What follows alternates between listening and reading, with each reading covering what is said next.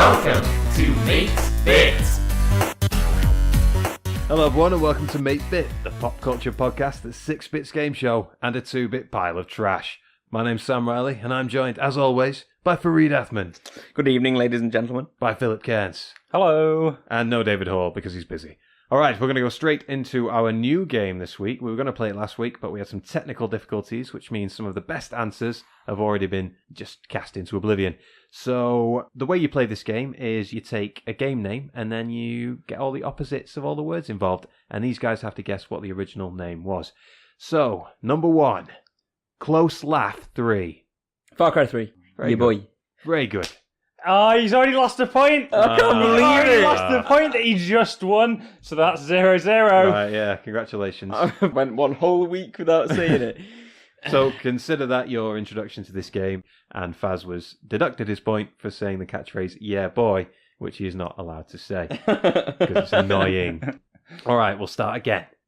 Freeze in hell. Freeze in is one word. Burn in heaven. Why would the opposite of in be in? Burn out heaven. Burn out...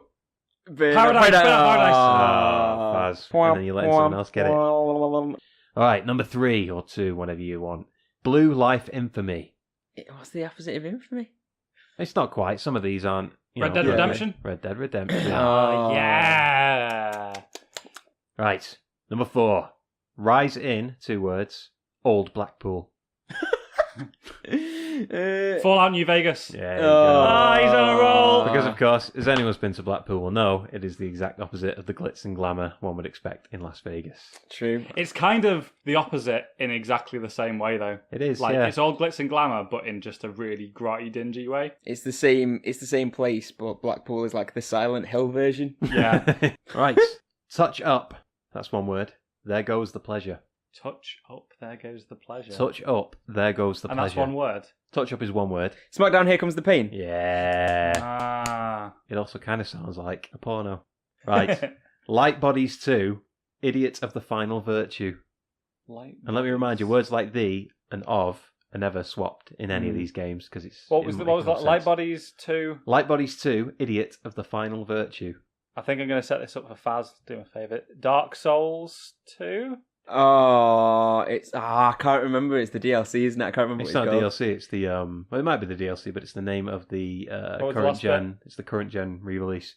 Idiot of the Final Virtue. Champion of the first... I don't know what No. the virtue is. Phil's already won it, and it was Scholar of the First Sin. Definitely wouldn't have got that. But it doesn't matter because I won. Congratulations. All right, so after the immeasurable fun of Adam and the Antonyms, we're now going to move on to our second regular segment. It's Great Bit, Hate Bit. Oh, yeah. I think. And I'll start as usual. I'll keep it short and sweet. My great bit is Horizon Zero Dawn. Is it? It is. I borrowed it off Faz here about 2 weeks ago, maybe Yeah. more. Yeah, it was last time we did a podcast. Absolutely blew through it. Loved it. I thought it was amazing. And I had very little interest in it to begin with. I just run out of games. I needed to borrow something from a friend. And I thought it was amazing. I thought the storyline was really well done. And this is coming from Guerrilla Games. And, you know, those are the guys who did Killzone. And Killzone has always been... Shit.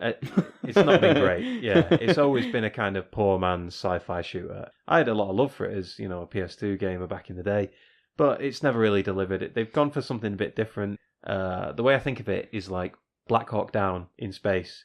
And it's just, for me, it's just not as fun to play through it. And I recently went back and played Killzone 3, and I think I was right all along. It's just not that well done. They're always graphically impressive, but Yeah. other than that, my favourite thing about the first Killzone was that if you got a headshot with a sniper rifle on an enemy, then one of the other enemies would shout, "Not him, he was just a boy!" But to get back to Horizon Zero Dawn, it's like they've gone from being a good developer to a truly great developer. I mean, the standard of this game, I hope they can keep it up, because I would say it's like Naughty Dog levels of quality and polish. Yeah. And it's just so much fun, and the character movement is so fluid, it's so, you know, all the characters themselves are so interesting, and, you know, it's not The Last of Us by any means. The characters have their flaws, but they're still really well done, and it's reminded me in a lot of ways of when you first played Mass Effect, and it was like this whole new universe had been opened up to you. All of these ideas that are at work, you know, it's kind of talking about the end of the world, but then a rebirth, and it takes a lot of kind of common sci-fi post-apocalypse ideas and plays with them, but it does it in a really interesting way. And you're basically exploring why the world fell in the first place. Yeah.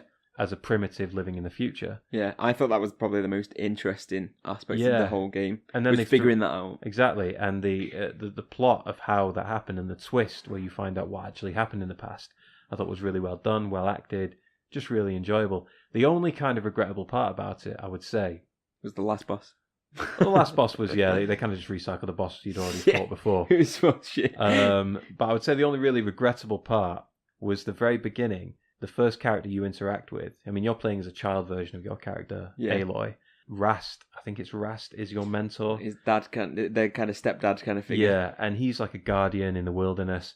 And he's just I know he's talking to a kid for the most part, but the voice actor they chose and the lines that were written for him had me like, not laughing out loud, but there's a few guffaws in there just because it was the writing quality of those opening segments is just quite a bit lower than the rest of the game, so it sets you up on the wrong footing. You think it's going to be a silly game where they've worked so hard to make the graphics look great, but then it's going to be undone by a shit script. But actually, it's just that kind of blip, and once you get past the proving, I think it's called, the bit where they kind of fake you out because you think you're going to be involved in an ongoing kind of Hunger Games style moment, but they fake you out and the plot really gets ratcheted up and moves on at a quicker pace from that point. And that was a really cool twist. And once that happens, the game really comes into its own. And everything about it, combat was amazing. The storyline was really well done. Characters are fun. And it's like, for me, it's jumped into sort of my top 10 games of all time. And if you told me beforehand that was going to happen, I wouldn't believe you. Because the last game that even managed to get in was The Last of Us. So that kind of shows for me. That was quite a while ago, yeah. Yeah, for me, like, it's not a regular thing for that list to be shaken up. For me, it's weird for you to say that you got so much from it when I didn't. Like, I felt like it didn't really have much depth to it. That the story, once you found out what the twist was and the reason why the world is the way it was just kind of dull. There was a lot of stuff that wasn't really explained. Like, and I don't think it's really spoilery to talk about the Hades element. So there's this like character called Hades, and I didn't feel like it really. It didn't go in. It is an enemy, obviously, and it didn't go into that enemy enough for me to feel like I actually cared about it. Like, it felt like it was a threat. There was a lot of elements of sort of like collecting stuff, which is obviously quite a regular thing in RPGs, isn't it? You know, so with the what they called the tall necks, you know, you had to sort of like find them and that would unlock the map. For anyone who's not played it, and they would basically climb to the top of its head and you hack it, I suppose, and then it unlocks more of the map for you. But I didn't really feel like, other than the fact that it gave you more of the map, there wasn't a real incentive for me to bother with that. There's also these things called cauldrons, which are basically like the factories where they make the mechanical animals. And if you go in and invade it and hack it by fighting your way through it, you can then unlock an ability to hack other bigger animals to then get them to fight on your side. And I didn't really feel incentivized to do that either. And I felt like those were really big elements of the game that would have helped me, but I didn't really care enough to want to do them. You know, there's also another collectible thing is there's like lots of holograms hidden around, and you said that you really enjoyed listening to all of the audio logs. There's loads and loads of audio logs. I never really felt like that bothered about it listening to it. I'd press X to like collect it, but then not bother to listen to it because I just couldn't be arsed. I would say, for me, the problem I usually face in an RPG would be, well, where is my incentive to read that stuff? Mm-hmm. But I felt that the setting was so interesting and different, and that the characters were good enough to make me want to invest. I felt compelled every time I found a data point or a bit of text laying around or an Easter egg. I felt compelled to collect it and to read it, and in that way, because the world was so interesting, unlike a BioShock Infinite where you find all of the audio tapes around, I didn't feel like it was interrupting my enjoyment to sit there and listen to it just to gain a fuller understanding of something that should have already been in the story. It actually felt like, for once, and as I said, this has never really happened to me before in a game, the collectibles were so necessary and vital for me. I wanted to collect them. I enjoyed collecting them, and even before I finished the game, the main quest, I'd already collected everything available. Yeah. And, you know, some of the rewards for collecting the stuff is not great, but it does what a collectible should do in a game, which is make you go to all these different varied locales, really explore the world and get a feeling like, you know, you've really been everywhere and you've... I mean, let's be fair, it's such a huge game world and so well done that I only felt after 50 hours I was scratching the surface. Like I'd only been to certain areas maybe 2 or 3 times, and I'd not really turned over every rock. Mm-hmm. But even so, it did what a collectible should do, and it helped me go and see that world. And it's such a great world that I was happy to keep collecting. I think for me, like if I think about Dark Souls and the collectability of items in that, and how every time I collect an item, because I want to know more about the story, I instantly go and read the lore about it. You know, like you can go in and sort of look at the more info about an item and it'll give you some like little tidbits of information that help you piece together this larger world. But for me, with Horizon, I felt the narrative was told well enough through the cutscenes and interactions with NPCs that I didn't feel the need to collect those extra things. But that's a good thing, surely. You don't want to be... In a case like Dark Souls is a special case, but generally, if you leave too much stuff in the, you know, ancillary sections of the game, then you're kind of doing a disservice to someone who just wants to play it, maybe doesn't have a lot of time to be diving into all that stuff, reading the guide and all this stuff.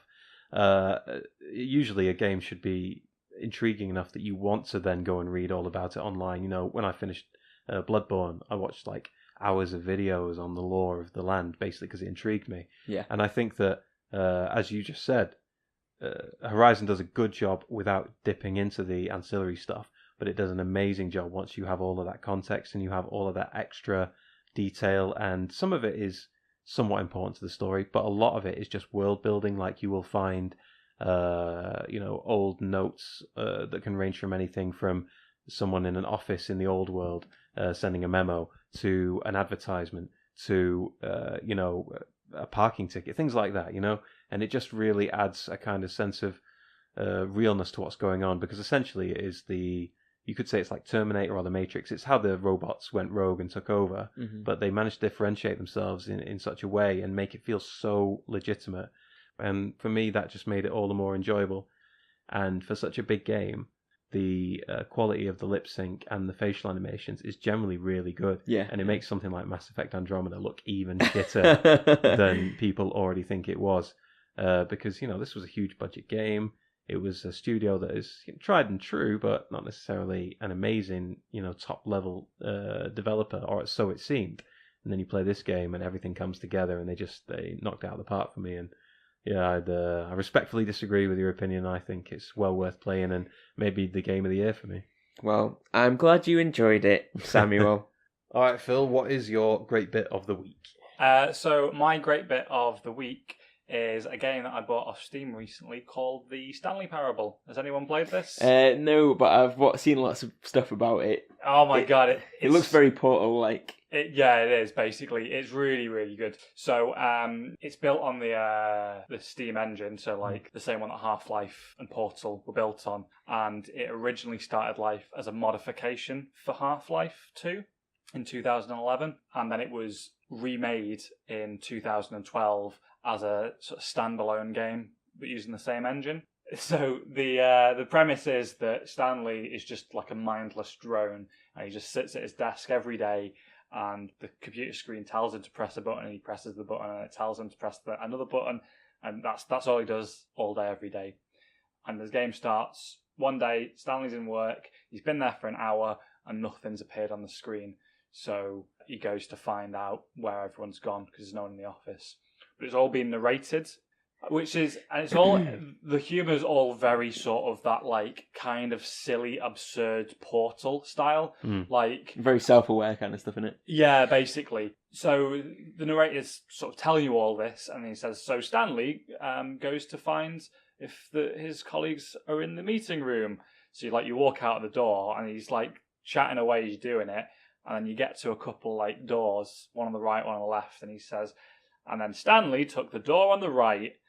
And obviously, if you take the door on the right, he carries on saying, and then he did this, and then he did that. But as soon as you break off from what the narrator is telling you, the narrator tries to kind of put you back on track. Yeah. So if you take the door on the left, he goes, Stanley knew full well that this wasn't the way to the meeting room, but he thought he'd stop off at the employee lounge on the way. And then it has a load of stuff about like how good the employee is. Shit, like, do you know what I mean? The employee lounge is just a room, but like the narrator, obviously for comedic effect, is saying how good it is. And if you keep like disobeying the narrator, it breaks the fourth wall, and he starts talking to you as Stanley, and just like, you really need to stop doing this now. Like, do you know what I mean? Effectively, there is no real point to the game. Like, you can get to an ending, and there is like an actual ending to it that you're supposed to get to if you just follow the instructions. But the whole point is that it's absurd and silly, and it's just supposed to be keep playing it until you find out all these different endings. So it's completely absurd and silly, but it's really a lot of fun. Is it more of a thought experiment in terms of gaming experience? Yeah, I think so. Like, there is nothing innovative in the sense of like, there's no like cool controls or like, oh, that's a really interesting way to do that thing or anything like that. It's purely just for fun. Like, I suppose it's innovative in its storytelling though. Don't feel like it's original in the sense of it's very Portal-esque. Do you know what I mean? Like, yeah. It's that kind of style. It's that kind of humour. It's supposed to be just for a bit of a time killer. I mean, to give you an example, like the achievements that you can earn, I think there's 10 of them. One of them is you have to play it for an entire 24 hours on a Tuesday. Like, that's one of the achievements. One of the achievements is you get it if you don't play the game for 5 years. That would be a very mean-spirited but probably very successful experiment, I imagine, because there will always be a subset of people who will be prepared to do it for a small incentive. Oh yeah, definitely. Like, there's loads of stuff on the internet about like people who've actually completed these achievements. Like, some of them you can kind of get by cheating, by like messing with the computer's clock, turn the sound off, things like that, stuff like that. So Metal Gear Solid 3. Yeah. But one of them is it just says something like, this achievement is unachievable, which is not even true, because there's people that have achieved it but don't know why, which is even better, I think. So yeah, just screwing with them. Yeah, exactly. So I got it for a couple of quid off Steam. So yeah, definitely worth a play. Off the back of that, have you heard of Robot Job Simulator? Robot Job Simulator? Yeah. No. It's like I've not actually played it myself, but it sounds really good. Like it's like a VR game.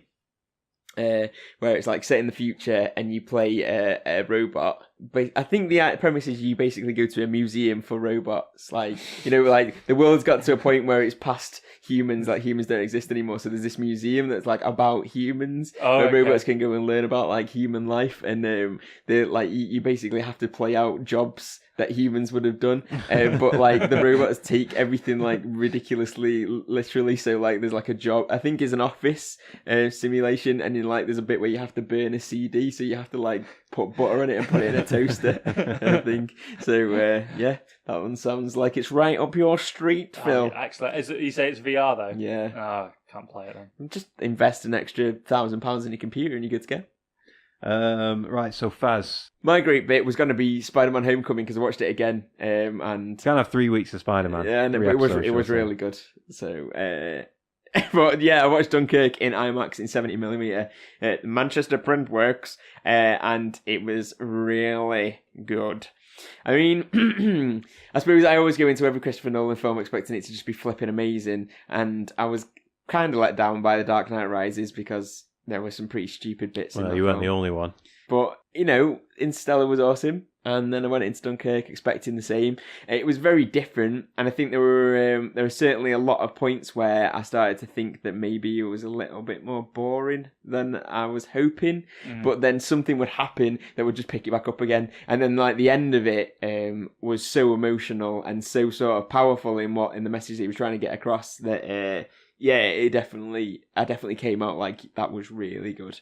And with it being filmed in 70mm as well, the size, like the sheer size of some of the scenes, like it opens basically on a shot of 4 lads walking down a street in Dunkirk, but they're so big on screen that your brain's almost tricked into thinking that you're seeing it in real life because they're literally so huge. Right, it feels like they're real size in comparison to yourself, Yeah. if you know what I mean. So they don't look like giants; they just look like normal guys. It was so immersive.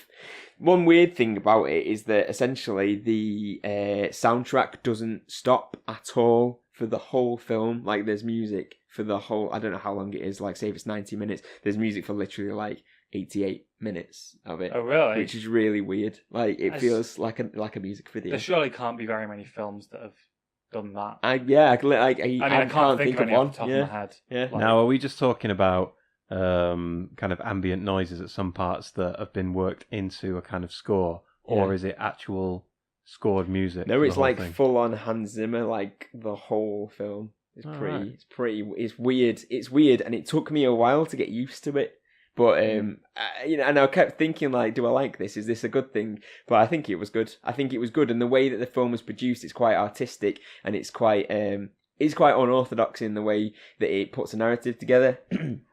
So I think those two things work together really well. What's interesting about that is that from the reviews I've read, I've not seen it yet, but I did read that it kind of plays with your expectations of film in a lot of ways, but it also, as you just mentioned, bores you intentionally almost at certain points in order to create a sort of greater crescendo when the action comes back in, but not just that, but to try and reflect the kind of unknowing and the, not necessarily boredom of the soldiers, but that state of it's like tension, of waiting constantly. So what I'm surprised by when you mentioned that is then that you also talk about the music being there, because silence in films has always been a great way of communicating that kind of tension or that kind of that waiting for something to happen. And as many soldiers will attest, I've read a lot of stuff about the experience of soldiers in all sorts of wars, and they always talk about it's not necessarily the action that scares you, it's the waiting for something dreadful to happen. Mm-hmm. So yeah, I'd be interested, how do you think that the music does a better job of communicating that tension than just silence? Well, and when you think about Hans Zimmer scores as a whole, like if you think about The Dark Knight, when that opens and there's that sort of like, it's a score, it's certainly music, but it's more I wouldn't say it was ambient noise, but it's not as like full on sort of like melodical as music generally is. So it there's like this sort of like constant drone that sort of gets louder and louder and creates that crescendo. But during the lulls, I suppose that's where the tension is probably at its highest. And I do get that sense of boredom from the soldiers. Like, essentially, these guys were just stood on a beach for a long time, like, just waiting. And there was enemies on all sides of them, in the air, in the sea, and, in the town behind them as well. So, the dangers on them at all sides all the time, but not like, stuff isn't happening all the time. Yeah. So there's that constant sense of, like, something could happen at any moment. In a way, that's similar to like it's the typical horror trope of the fear of the unknown, right? Like, well, I think that one thing, I don't think it's spoilery to say, you don't see a German in the whole film. Like, you see a lot of people get killed, you see a lot of bullets, but you don't see a German once in the whole film. The first scene basically involves I wouldn't call him the main character, but one of the main characters. Basically running away from Germans who are shooting at him, but for the whole 10 minutes or so of that scene, you don't see a single German, and it reminded me of Alien, like just in the way that it concealed I suppose the threat, like from view. You know that something's coming and something is physically attacking him, but you don't see it, and that for me increased the pressure even more. And I'm assuming that was what Christopher Nolan's intention was. So. Yeah, it definitely communicates, as Phil says, the horror of the situation. And again, as we were talking about the music before, obviously a very common horror trope is the very steady but slowly rising like violin screech kind of sound, and raising the tension up to a crescendo. So to my mind, it would take a very capable composer to stretch that out for 90 minutes and still have tension there. Unless the action punctuated it at regular intervals. It does. But so there's no point where you just because that's why it goes back to me saying, like, I was getting bored at points, but then it would bring me back into it. Like, Yeah. it doesn't go on long enough for you to sort of like... But just long enough for you to recognise what they're trying to do, vis-a-vis make you feel like the soldier in terms of waiting for the inevitable and not knowing when it's going to happen. Definitely. You would recommend it then, I take it? Yeah, definitely. I think it's definitely polarised audiences. I think if you are into Christopher Nolan and you're very open-minded to his experimental filmmaking, you'll definitely enjoy it. If you're expecting either something that's like, I suppose, historically accurate, because a lot of people have sort of kicked off about the fact that it doesn't focus on the people coming to save the soldiers. It's more of a like the soldiers. Essentially, it focuses on a fighter pilot, some of the lads on the beach, and one of the guys who is a civilian, basically, who's trying to get to Dunkirk to save some of the guys on the beach. So it splits it between those three. If that film was made, say, in the 1950s, you would imagine it would be like, really ratcheting up the heroism of people who came to save them and things like that. Yeah, exactly. Yeah, I think that it focuses a lot more on the soldiers. And for dramatic purposes, that's probably the more interesting story. Not to be disrespectful, but I think as long as you're okay with that, you're okay with experimental filmmaking, and you like a good war film. I think another thing to mention, something that people don't like, is the fact that it doesn't have any gore in it. You do see some blood, but it's literally like it's nothing to do with the war, really. Like it's someone who has an accident elsewhere. Yeah. So when people are so accustomed to war films like Saving Private Ryan, where you're seeing like guys carrying their arms around and stuff, and in a way that is kind of just war porn, isn't it? And I think Christopher Nolan's made a conscious decision to step away from that and make a film that focuses on the people and the emotion rather than the horrors of war. Yeah. But well, it's a horror of a different kind, the waiting, isn't it? Definitely, yeah. I think to jump on that point, there are different types of war films, just as there are different types of war games. But people come to expect, say, in a game, there's going to be a lot of action and shooting. And when you do something a bit different, like Phil 2 weeks ago talked about this war of mine, I was just doing thinking about something different. It's still a valid war game, but people will come to expect, shooting, because that's what most games of that genre do. And I remember there are some examples of films that have not done quite so well, that have tried to treat war in a more experimental way. Jarhead is a really good example. I was just about to say Jarhead. Yeah. Jarhead is all about the same kind of theme of waiting and waiting and waiting for the action to start. And that's more about the frustration of waiting, though, isn't it? Like, he's trained all of these years to be a soldier and to kill people, and he gets into war and he doesn't even get to fire his rifle once. Yeah. So, like, it's that's less of a focus on the horror, I suppose, but it's definitely similar in vein in the type of war film that it is. I watched Jarhead, and I didn't enjoy it the first time because I was pretty young when I watched it, and I wanted to watch a war film where people were shooting each other. But then when I went back and watched it a few years later, when I'd kind of matured and opened my mind to different types of films, I thought it was really good, and it was a really good depiction of realistic war rather than, the glorified I'll give you an example of a film that does both. I think it's Terrence Malick made it. It's called The Thin Red Line. It came out in '98, same year as Saving Private Ryan. Yeah. And people thought, two big war films going up against each other, because we'll often find things like Armageddon and Deep Impact. Very similar scripts will come out at the same time, and you'll get two movies about, let's say, World War II, and then you get two movies about, drag racing. It happens in waves. And, The Thin Red Line, it wasn't slated, it was very well regarded, but it just didn't do that well at the box office, because Saving Private Ryan, the master filmmaker that Steven Spielberg is, he can marry art house in a way to popular demand. So it's a blockbuster, but it's also arty enough to be considered one of the greatest films of all time. But with The Thin Red Line, you do have those stark moments of violence contrasted with moments of introspection and waiting, and the emotion is not quite so obvious all the time. And that's definitely one that, given what I'm hearing about Dunkirk, I would say I guess it's kind of similar. Sounds similar to that. Yeah. I think another thing that I forgot to mention that it maybe doesn't really pull off as well as it could have is the fact that is essentially played with a narrative timeline. So there's one storyline that takes place a week before, one storyline that takes place a day before, and one that takes place an hour before. And all three of them are constantly jumped between. So you'll see one character looking dishevelled, and then all of a sudden he's clean again. And then, you know, one time you see him at night, and then you see him in the day. And it took me... It tells you at the start, like every time you see these new timelines, it says one day before, 1 hour before, 1 week before. And it tells you, it gives you the information, but it took me so long to realise when it was jumping between those different timelines. And I think for a general audience, they will probably like either not get it, not to discredit anyone, or just not enjoy the fact that it's so experimental in its method of storytelling, if you know what I mean. Yeah. It's just not what... A lot of people will go and watch Dunkirk and expect to see a Saving Private Ryan-esque war movie, and they're not going to get it. Soz. In a way, I could understand that people would be a bit disappointed that we're not getting a British version of Saving Private Ryan that gives you that kind of front seat view of what a British man in that time would have had to endure. But yeah, you can certainly understand the impulse for wanting that kind of more straight up action experience. Yeah.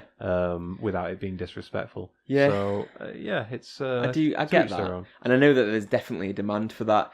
But I suppose what I'm saying is go in with an open mind and an expectation of it being different from what you'd expect from, like, you know, a AAA blockbuster. All right, we'll move on to 8-Bit now, and I'm going to keep mine short and sweet. Yeah, let's definitely do that. And this is basically something that happened, I believe it was last week. Woke up, got an email, and it was from Sony, and, you know, they were saying PSN pricing is coming. I got that email. And I thought, that's pretty fucking cheeky. But people will just accept it. But what was kind of nice to see was that on Reddit, gaming threads and things like that, people were up in arms about it, and they were saying, well, firstly, this seems like it's just Europe, but when it came out, I think a bit later, that they were doing it worldwide, that, if anything, just grew the amount of people that were getting annoyed about it, which is great, because I think Xbox pioneered console online play. Yeah. And they had a right to ask people to pay for it, because it wasn't a thing before they made it, and they invested so much money in it, and they made it work. And for me, the pricing of Xbox Live has always been quite fair when you consider what you're getting out of it. In recent years, though, people say, well, you know, you can get the same sort of experiences on PC. You know, PS3, for instance, and I believe the Wii, that was always free, and they did an okay job. Well, the Wii not necessarily, but you know what I mean. So people turned around on Microsoft and said, well, why are we just paying now to have access to our own internet? You know, it kind of felt a bit rich. Yeah. So that's a nuanced argument can be made for both sides. Yeah. What you can't make an argument for is being the inferior console multiplayer provider that Sony is, because let's face it, their service isn't as good as Xbox Live. Mm-hmm. Sony's online multiplayer service has always been well sketchy. Exactly. And that's why people didn't mind paying for Microsoft. But if you're the latecomer, and then you put out an inferior product, you keep it at an inferior level, and then you turn around and say, right, we're going to charge more than the opposition, and quite a lot, at 25% rise. One that I don't even think makes sense. I think people said that if you say bought 3-month ones as opposed to a 3-month voucher, it actually cost less, which is not how it's supposed to work. Yeah. So it just, if anything, it was just a really poorly thought out, poorly marketed kind of thing. They try to slip it under the door with the most basic of emails. I mean, you could say, oh, they didn't have to send the email, but then people would be suing them because they'd say, hey, I was paying £40 a year and the renewal's just come on. Why am I paying $50? So I guess they legally had to send out the email, and that's the bare minimum they could do, and it's the bare minimum they did. And I'm just really disappointed with the fact that they think that people are so enamored with Sony now. Because let's face it, most of Sony's business is not doing very well at the moment. Their movies keep, crashing and burning. The only thing that's working for them is their video game, Sony Computer Entertainment, that division. And compared to Xbox, they had just been churning out great exclusive after great exclusive, and they've done a really good job investing in developers and things like that, and forming partnerships. But the fact that they have gotten, again, and this is a thing that Sony continually do, when they get a lead or when they're doing well, they get too big for their boots, basically, and they start doing things that are anti-consumer, and they believe they can just get away with it. And I remember, when the PS3 came out, and I believe the in the announcement for it, they started they announced the price, and it was ridiculously expensive. And they said, we want the people who are thinking about buying this console to say to themselves, will I work harder to afford the PS3? What the fuck? And I don't know if that's just a poor translation of the Japanese, or whether maybe that's more in key with the Japanese mindset of because they work so hard over there. Yeah. But even so, it was, terrible marketing. They did a really bad job. And Xbox, they've made their mistakes. When they won the last generation, at least between them and Sony, they themselves turned around and got too big for their boots and started saying always online. You can't borrow from friends kind of thing. Yeah. And Sony took advantage then. So it's not just that one is good and one is bad. But when it comes to online, at least, Microsoft have always been very reliable. I don't think they've ever upped the price, have they? Or at least it's not been up for 10 years. It's always been £40. Yeah. I mean, when it was free, you could pay £15 to... Was it £50 annually to get PS Plus? I can't remember now. I can't remember, but yeah, it wasn't much because the online play was free. You were just basically playing for the monthly games. Yeah. So, yeah, I can't believe really that they're upping it. And when Xbox are only charging 40, you can understand maybe if Xbox increased theirs because they kind of have a right to, with theirs being superior in quality and with them being the first people to sort of implement it. It makes more sense for them to increase it first and then Sony to say oh shit, we better increase ours as well, or we can now increase ours. Yeah. But for them to do it in the first place, I was just what am I getting from my PS Plus? I barely ever play online. The only games I really play are FromSoft games where, yeah, to be fair, I do need online, but I don't play them that often.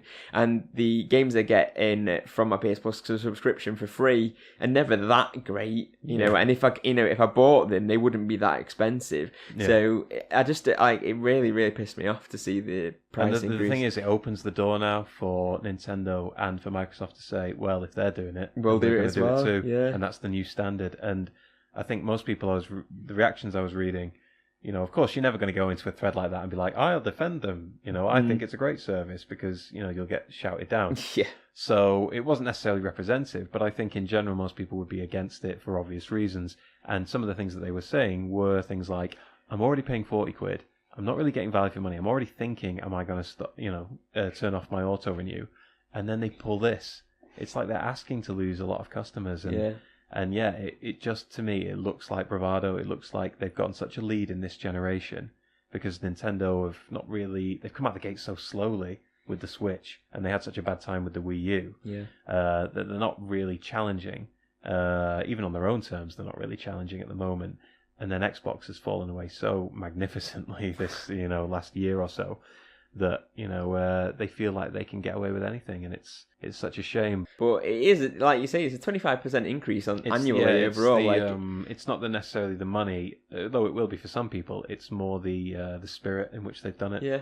Yeah, and like you say, so snidey and sort of trying to slip it past you before you not even notice. Offering anything new. If they said, guess what, another 2 or 3 games a month, or even just 1 game a month, then people would say, well, as long as it's good quality, and if you reinvest the money into the network and the structure so that it works better, then yeah, sure. But I don't think Xbox has ever had their servers have ever been down because of an attack.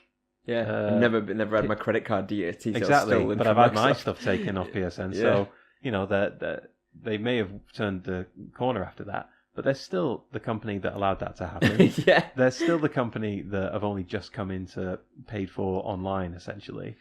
And yet, they've got the gall to do this. So I don't think there's any positive way to spin it. I'm just very disappointed that they're going about it like this. The fortunate thing for me is I'm not really playing a lot of online games these days. And so I'm not exactly going to miss what I'm not already paying for, But then, that's, case in point that, if it was cheaper, you probably would pay for it, wouldn't you?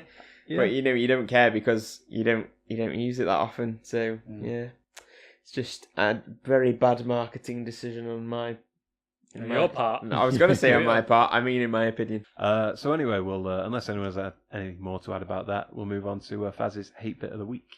Okay, I'll keep mine really short because Yeah. So basically, I think I found a flaw in FromSoft games, and I flipping love FromSoft games. Like, if FromSoft games were a woman, I would have married them a long time ago, and we would have lots of FromSoft children. And FromSoft. That's how excited I was. I was like spitting everywhere when I said it, and then I went full Jonathan Ross. Of course, if it was a From Software game, all the children would be stillborn monstrosities and spend their entire immortal lives trying to kill you. Yeah. Well, I'd be pretty happy with that. But yeah. So basically, I came. Oh look, Mr. Fareed, another dread baby. Oh, wonderful! Add it to the crib of blood. I shall call him Soul Sucker. Yeah. Basically, I came. That's what they called my ex-wife. I came to the FromSoft party super late. Like, Bloodborne came out in 2015. Dark Souls 3 came out in 2016. Dark Souls 1 came out in 2011 or something like that. Basically, they all came out quite a while ago, and I think the online play in Dark Souls is pretty intrinsic to my personal enjoyment. I think I get most of I just didn't really love playing with like random people, and sort of either having them come into my world and being like, oh, let's fuck this guy up kind of thing, or like going into someone else's and helping them out and having this sort of like moment of like elation afterwards and being like, yeah, bros, like, do you know what I mean? And not to mention the joys of trolling people. Yeah, exactly. And I think like in a world where they're expecting it. Like, for example, sorry, was that a joke that I just missed there? No. I think trolling in normal games is quite mean-spirited, but in Dark Souls, it's part of the game, isn't it? With the world. Yeah. So, like, for example, and this is kind of going to contradict my hate bit is, but I was playing Dark Souls 1, and I was like on the second to last boss, or what was for me the second to last boss, and because obviously you can play in different orders, and this guy just came into my world he invaded it as an enemy. And obviously I expected him to sort of start trying to attack me, so I attacked him, but he ran away from me, and I was like, what's going on here? And he just stood really far away and didn't do anything for ages, and I was just watching him, and then he just dropped an item and walked away, and then he dropped another item and walked away, and it was almost like he was leading me somewhere, but he wasn't. And I was picking up all these items, and they were all really flipping rare items from the DLC, which I didn't have, and he was just giving them to me, and I was just like, this is well good, like, what's going on? And we were just like both like doing emotes to each other, like I'd do an emote, he'd do an emote, and then he'd just drop another item, and it was really weird. And he genuinely was doing it for about 15 minutes. I think he dropped about 50 items. Like, some of them were really rare things from the DLC, some of them were just like big chunks of Titanite, which was obviously going to help me level up and stuff. And then he messaged me, like, he just like figured, I guess he found out what my gamer tag was from my world, and then messaged me, and then he was just like, hi, like, I gave you all that stuff, can you help me out with the four kings, which was the boss we were fighting against? And I was like, yeah, sure, like, give me 10 minutes and I'll come and find you. And and then I ended up going into his world and helping him fight the boss. Really awkwardly though, I died within about 10 seconds because I realised he was in his new game plus and I was just in my new game, like in my first game, so he was well more powered up than I was, and his boss was obviously a lot more difficult, so I got absolutely battered like straight away. Well, that sounds like to me is that because the servers are still going, but it's people have moved on to Dark Souls 3 by now, so there's he not had less people. people to choose from, so he just came in and joined you. And you weren't up to the task. Yeah, so I died. I'll give him all these items to make him good. And then you died straight away. Yeah, so I died. And then I was like, he was like, oh, can you help me again? And I was like, I'm really sorry, mate. I've got work in the morning. I'm going to have to go to bed. So he just gave me all this shit and I just left him. I felt really tight. But like, that's what I love about Dark Souls.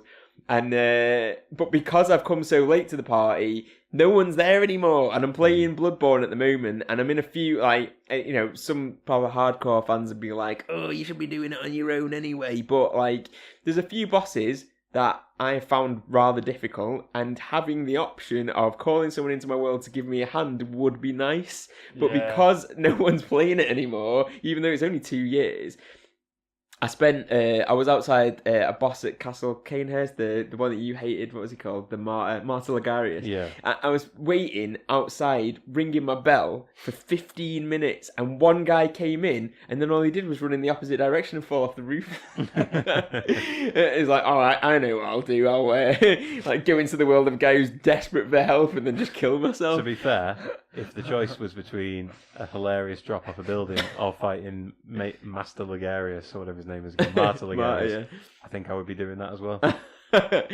But yeah, so my fault and my hate bit is that Dark Souls and the FromSoft game series is flipping amazing, beautiful, incredible, immersive experiences. But one of the best things about it is the online play. But because like so far after the games have come out, there's no one playing anymore. But and you that should be makes me thankful really sad. that compared to a lot of games, they still keep the servers up for all their games. That's true. Even Demon Souls, you can That's still true. play with other people. So That's cool, and and I'm not saying, oh, FromSoft, you're flipping rubbish. I'm just saying that my experience has been hindered by my own lateness.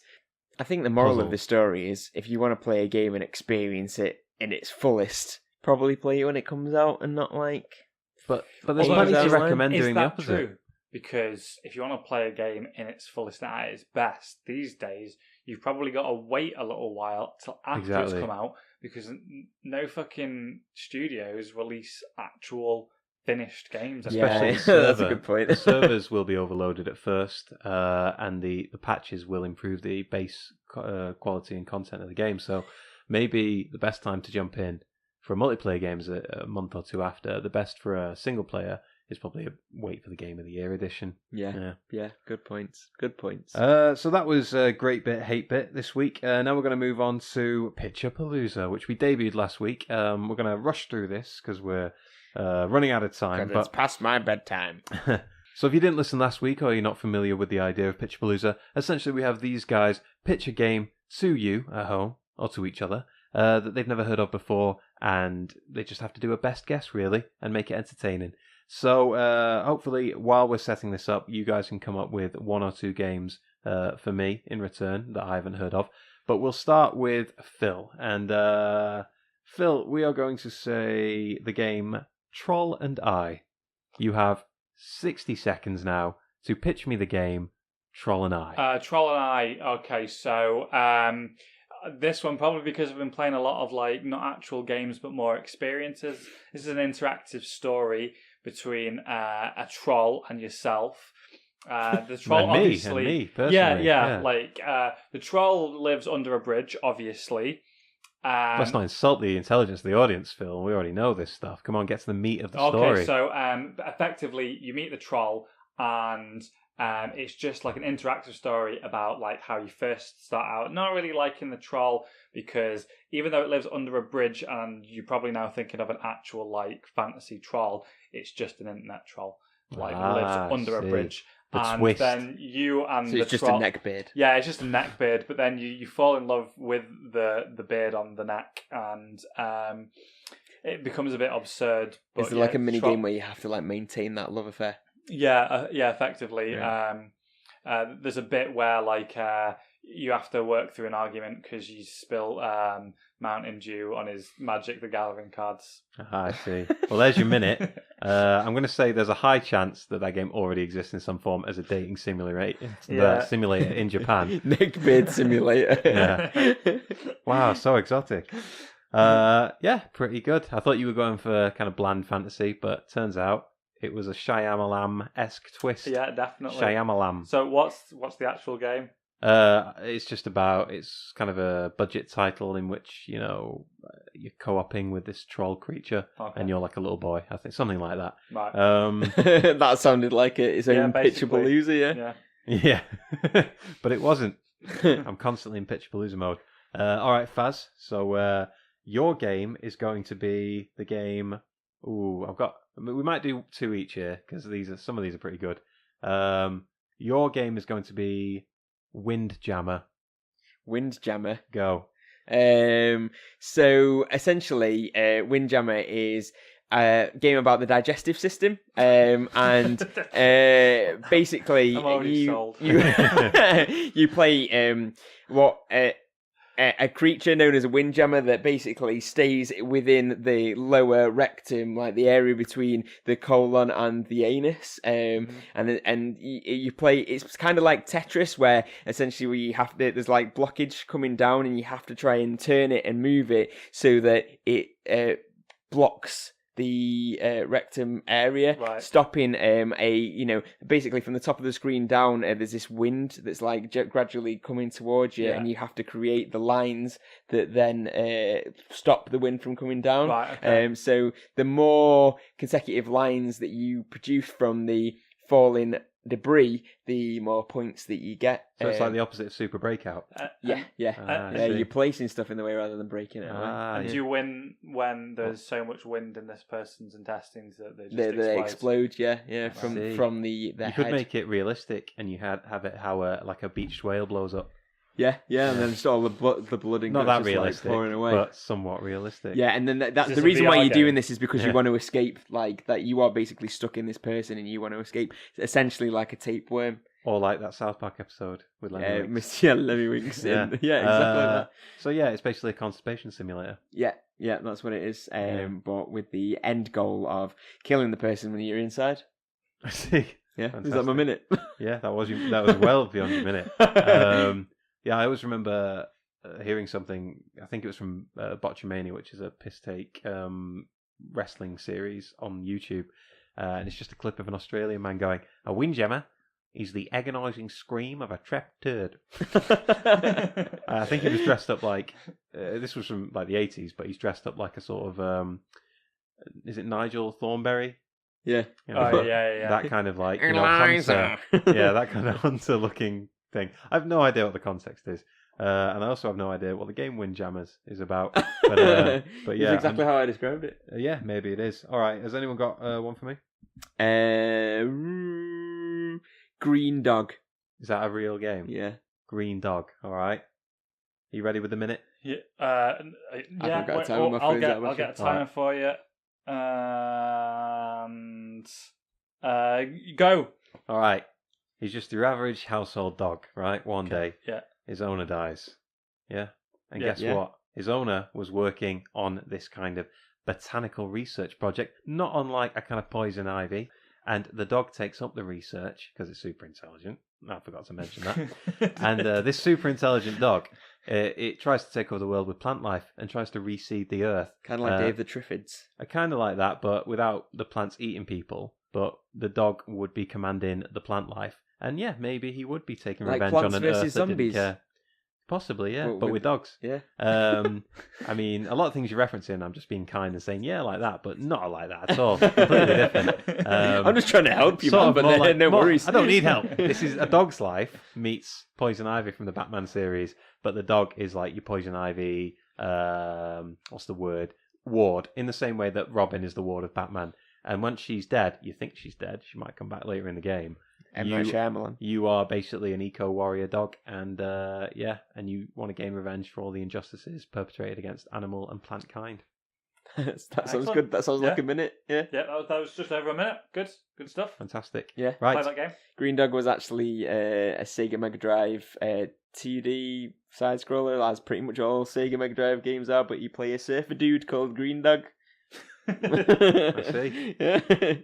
All right, cool. I guess we'll just move on to our final round of the day then, and that is, as always, Pun Up. So we're going to keep it short and sweet again. Probably do about your best 5, and try and maybe explain what the hell you think your game would entail. So the theme this week, which has to be gamified somehow, comes from Faz, and it is the theme of bathrooms. Yeah. So I'll kick it off, and I have Adidas Shower Soccer 97. Oh, that's pretty good. Yeah. I mean, what would it entail when they're all getting rowdy after they've won a cup and they're all in the bathroom, sort of naked together? You're doing like bizarre tricks with the soap that make flames come out as it flies through the air. Possibly. Yeah. It's all on the table. Why not? All right. We'll just go this way. So Faz. I went for a really big, I went for a niche of bathrooms. So I found one item in the bathroom and then made lots of puns around that. But first of all, before those, I'll go with Lufa Mario Brothers. I like it. Oh, is that it? Oh no, sorry. I'll do my non like the ones that aren't in it. Please There's don't also just keep saying super games, but as a loofah, because we might be here a while. no. Loofah Man This 64. one you've got to have a bit of an open mind for, but it's Wash Bandicoot, the Bath of Cortex. I like how you characterise it as an open mind. Like, oh, he didn't laugh because he was such a closed-minded bigot. He found nothing to like making in you Wash feel Bandicoot. guilty. Like if you don't laugh at this, you're an idiot. Excellent. Yeah, I yours, do yeah. one of mine? Okay, well, sticking with the Mario theme, because I also had that title, but Did you? instead I had Shampooper Mario Bros, which like isn't really a pun. No. But it did make me laugh. A bit more fecal in execution. But I mean, you say that, but it was it's just that shampoo. Yeah.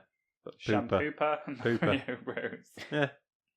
It's either about shampoo or it's about two brothers who aren't really brothers and it's all a sham. Yeah. Pooing on things. Possibly. I like how the two that we've done so far always seem to crop up in this one. Like, have we ever had one of these where it's not involved Crash Bandicoot?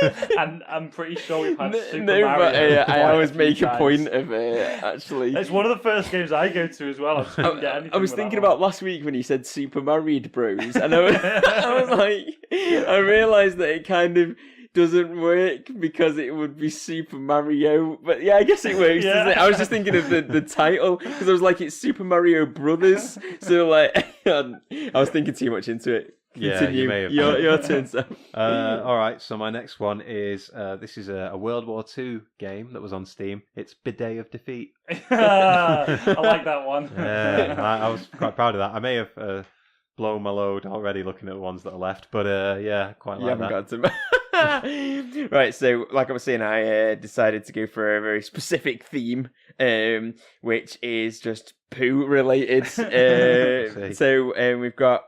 I'm just going to read like 4 because I've got fucking loads. I've got wheel related. Got piss on it. Mine crap. Crap bandicoot. Crap bandy poop. And and shitman absorption. Shitman had crossed my mind at one point. There's more to come, but that's for now. Okay, great. Shall I run through a couple of mine? Yeah, sure. Okay, so before we started recording, Sam didn't think that I'd have shower gel in one of them, but I definitely did. So I've got the Legend of Shower Gelder, Sink's Awakening.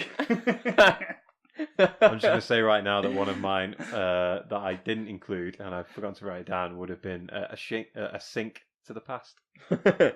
So yeah, we obviously had a similar... Great minds, guys, great minds. Okay, next one I've got is Unfarted 4. You know what, I wrote down unfarted, but I couldn't think of anything to come after it. A brief send. A brief send. Briefs. As in like box of briefs. But if he's not firing it, then... You could have just had But sharted a brief send. Oh. Well, it was good anyway. What else you got? I've got Bubble Dragon.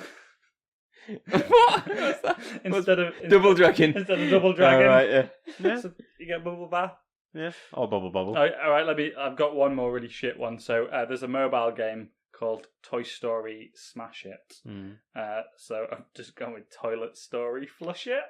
That's better than mine. I had Toilet Story. The best ones are the ones that you have to like give an explanation before, aren't they? Yeah, definitely. I got one for a game that was recently cancelled for Xbox One. It's Lime Scalebound.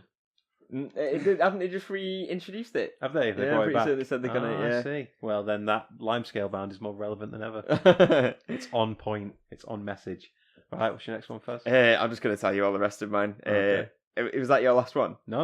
I've got three more. I'll give you Or 2 more. 2 at a time then. Yeah. All right, so Lime Scalebound and The Simpsons Shit and Run. That's good. That's good. I've got Pootle instead of Portal. And What is the gunfire? That's the question. and World of Warcraft. I had that as well. Yeah. Yeah, except I had World of Warcraft, Bath of the Lich King. Yeah, he's got extra level there. Sorry, I like how you've sorry mixed to one-up you. feces and cleanliness in the same name. mean, like, Well, what's he gonna after do? a World of Warcraft, you would definitely need Okay, Bath. then if you've got, I'll see your World of Warcraft and raise you the Phantom Stain. I couldn't think of anything for Metal Gear Solid, so I had to just do the second part. Let's see. Metal Gear Solids. Oh, wait, I've got something else from Metal Gear Solid coming up later. Let's see. All right, Phil. Okay, well, I kind of just gave you one of mine there, so I only have one left, and it's Lord of the Bath Rings, the Two Showers.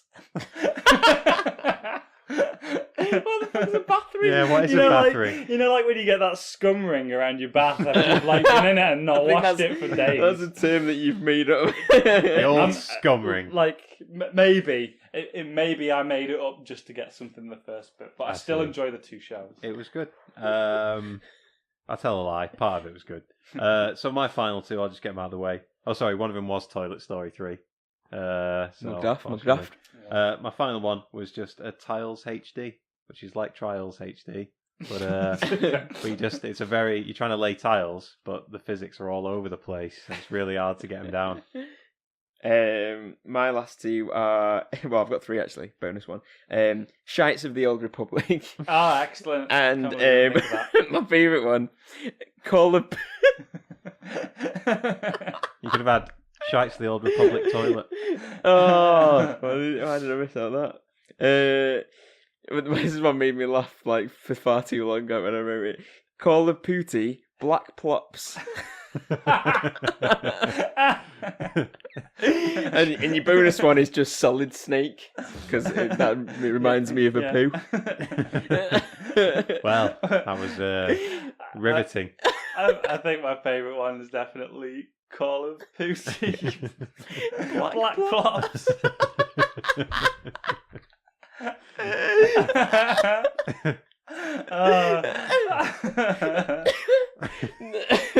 I'm done.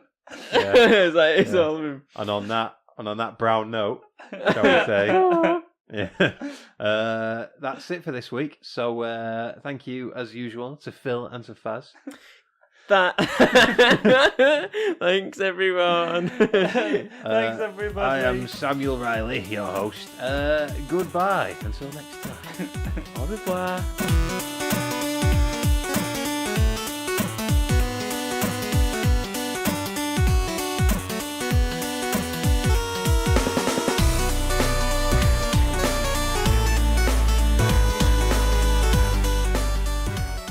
Black Plops.